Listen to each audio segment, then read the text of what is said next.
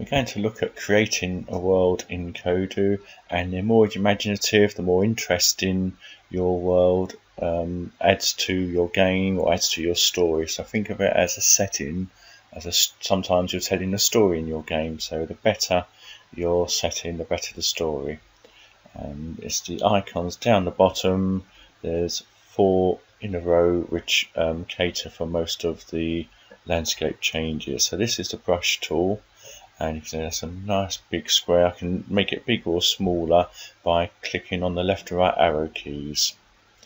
So I'm going to just paint the outside, so I've got a bigger landscape, and when I click on that button I can change the style of landscape. And I'm just going to paint around the outside, and oops, what happened now? I pressed the right click key. If you press the right click key, it deletes the land. So left click makes the land, right click undoes, it deletes the land. So I'll just finish off painting there. There's lots of different styles, some very bright as in this one. I'm just going to choose, again I can either click to move, or if I'm using my left and right arrow keys to move amongst and change the textures. And these are the different brushes, and the default one, or the first one is to paint is a square brush. I'm just painting with that one, but I can also use a round brush, and this last one is the magic brush, and if I click on that, it selects all of one color and changes that to the new texture. So it selects one texture and then creates or changes it all to the one color. Now moved on to the mountain hills tool, and if I left click, I create a mountain or a hill. If I right click, it goes down. So that's right click and left click again. They do the opposite, left and right click.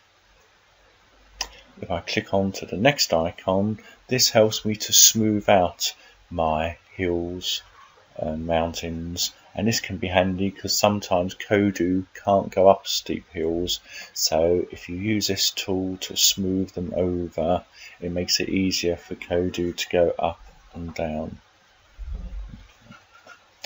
And this next tool creates spiky ground. So you can see that's really spiky.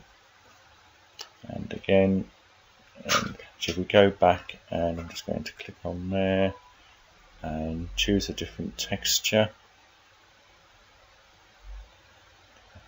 And I'm going to choose the square brush,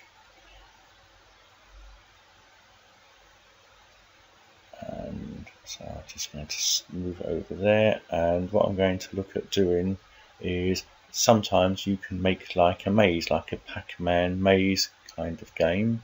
So you can see that would be good using the square tool.